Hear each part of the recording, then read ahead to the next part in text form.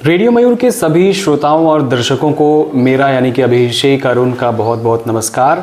जैसा कि आप सभी को पता ही है कि हम लोग पिछले कई दिनों से रेडियो मयूर पे एक स्वास्थ्य का विशेष प्रोग्राम चला रहे हैं जिसका नाम है सेहत सही लाभ कई, जिसमें हम लोगों ने कई विषयों को छुआ है। सबसे पहले हम लोगों ने टीबी की बातें की, फिर फाइलेरिया की बातें की। अब एक विशेष प्रकार की बीमारी हमारे बिहार में, ख़ास करके हमारे छपरा ज़िला के आसपास अपने पैर पसारती है गर्मी के दिनों में। जी हाँ, हम लोग बातें करने वाले हैं चमकी बुखार के बारे में कि क्या है ये चमकी बुखार, कैसे फैलता है और हमारे ज़िले में इसकी क्या तैयारी है। ये सभी जानकारी को जानने के लिए हमारे साथ मौजूद हैं ज़िला वेक्टर रोग नियंत्रण पदाधिकारी श्री दिलीप जी। सर, आपका बहुत बहुत स्वागत है। और आज हम लोग इस वीडियो में बातें करेंगे चमकी बुखार के बारे में। धन्यवाद अभिषेक जी। मयूर को पहले से भी मुझे सहयोग प्राप्त होते रहा है और अभी जो तुरंत हम कंक्लूड कर रहे हैं अभी एमडीए प्रोग्राम, जिसमें मयूर का बहुत ही अच्छा सहयोग प्राप्त हुआ हमको। आपने सही कहा, मेरा ज़िला सिवान, छपरा सिवान गोपालगंज में चमकी की धमकी के साथ, बिकॉज ये मुजफ्फरपुर से सटे हुए हैं और मुजफ्फरपुर में इस बीमारी का अधिकतर प्रकोप देखा जाता है। तो हम लोग इसकी तैयारी जो होना है सो पुरजोर ऑलरेडी हम लोग डीएम जिला पदाधिकारी महोदय के साथ इसकी बैठक कर लिए हैं।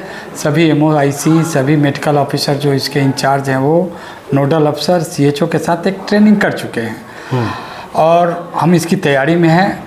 हम चाहेंगे कि इस बार हमारी तैयारी ऐसी हो कि हम इसको फिर से पुनः जिस तरह लास्ट ईयर हम लोगों ने कवर किया था, इस बार भी हम लोग कवर कर पाएँ। सर, एक सबसे पहला सवाल आता है एक आम सुनने वालों के मन में कि चमकी बुखार, नाम से ही हमें पता चलता है भाई ये चमकी बुखार क्या है।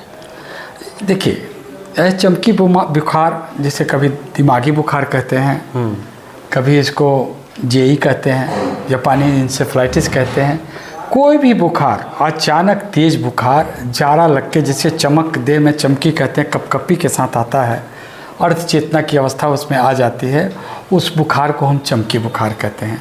एनी फीवर, कोई बुखार, तेज बुखार जिसमें चिमकी हो, जिसे हम लोग आम भाषा में कपकपी कहते हैं, कपकपी हो और वह लीड करे कि हाँ अर्ध चेतना की अवस्था भी उसमें आ जा रही है, उस बुखार को हम चमकी बुखार कहते हैं। इसमें सर क्या मतलब प्राथमिक जो उपचार होता है वो कैसे करना चाहिए? देखिए, मैंने यह 3 पार्ट में मैंने आपको बताया।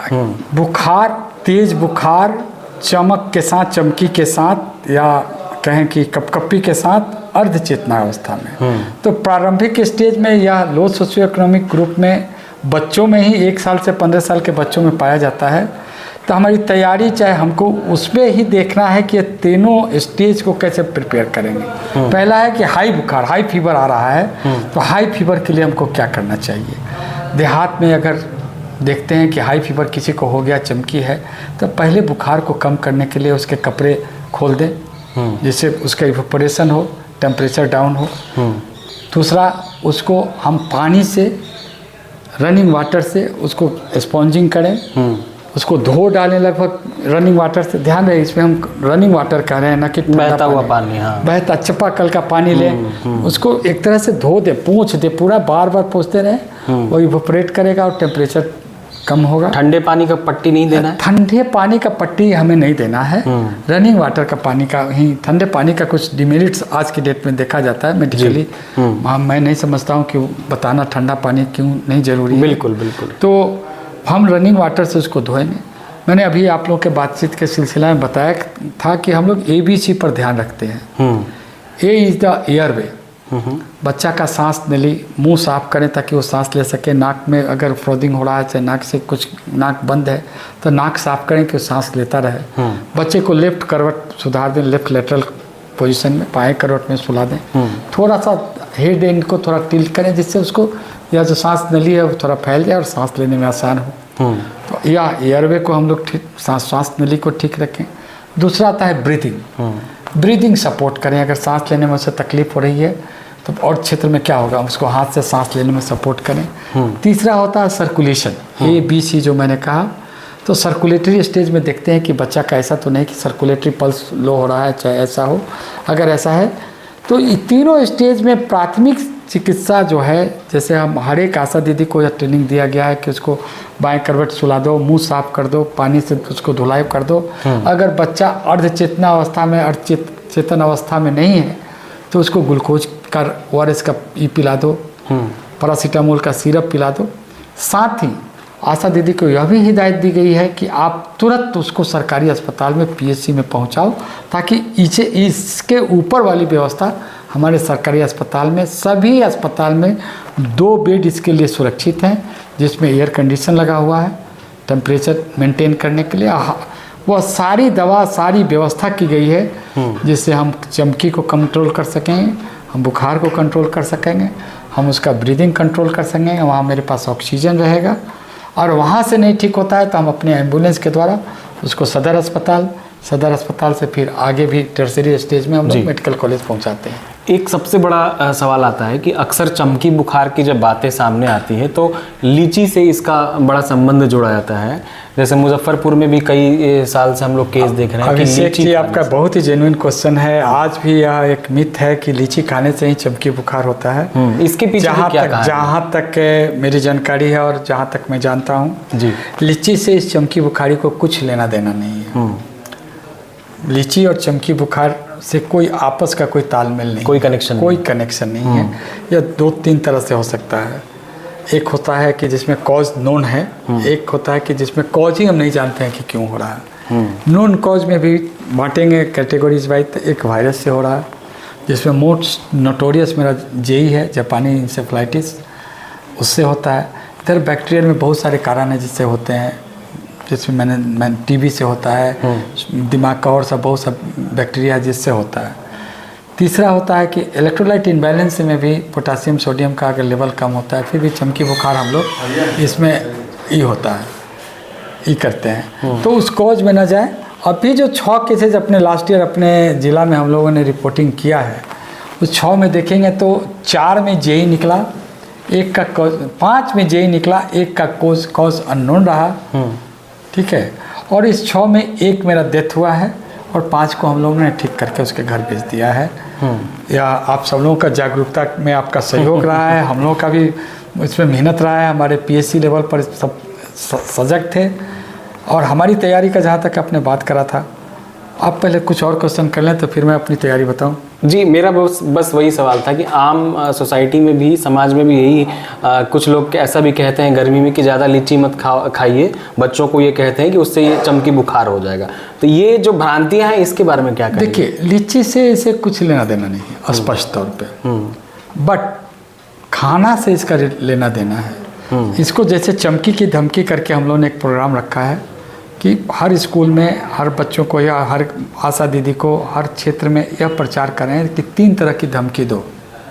चमकी को धमकी कैसे दोगे? पहले उसको भरपेट खिलाओ। काहे कि देखा जा रहा है कि चमकी बुखार में ग्लूकोज लेवल नीचे चला जाता है, तो पहले भरपेट खिलाओ, उससे जगाओ। रात में सो जा रहा है तो फिर आप जगो तो बीच में जग के उसके जगाओ कि क्या उसका कॉन्शसनेस है और चेतनावस्था में तो नहीं जा रहा है, और फिर अस्पताल पहुंचाओ। अगर बीच में आप जगते हो, देखते हो उसका टेम्परेचर बढ़ गया, उससे में अनकॉन्शस हो रहा है, उसका चेतना थोड़ा कम हो रहा है, तो उसको तुरंत आशा के द्वारा हम लोगों ने बताया कि आशा फ़ोन नंबर अपना सब लोग को दे दो और उसको तुरंत अस्पताल पहुंचा दो, ताकि उसके बाद की जो भी ट्रीटमेंट हो हमारा PHC उसको कर सके। पहले ब्लॉक लेवल पर मुझे आशा के द्वारा हर एक आशा दीदी के यहाँ, हर एक आंगनवाड़ी केंद्र पर मैंने ORS का पैकेट और पैरासीटामोल का सिरप उपलब्ध है मेरा। मैंने आपको बताया कि 1 साल से 15 साल के बीच के बच्चों को होता है, तो हर के पास है। आशा दीदी को मैंने अभी हाल में यह भी एक ट्रेनिंग में बताया है और सभी MOIC को डायरेक्ट किया है कि हर आशा अपने क्षेत्र के 1 से 15 साल के बच्चों का एक लिस्ट बना के कॉपी में रखें और उस घर का टेलीफोन नंबर रखें और उनसे उनके कांटेक्ट में रहे कि इस तरह का कोई अगर चीज़ हो रहा है तो उसे तुरंत फ़ोन करें, आशा दीदी आके उसका स्थिति देखे और अस्पताल पहुंचाएं।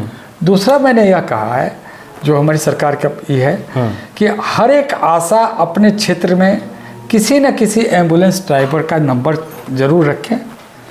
एम्बुलेंस अगर नहीं उपलब्ध होता है तो उस गांव में, हर एक गांव में प्राइवेट कार, प्राइवेट व्हीकल्स या भाड़े की गाड़ी मिलती है, उसका नंबर रखें।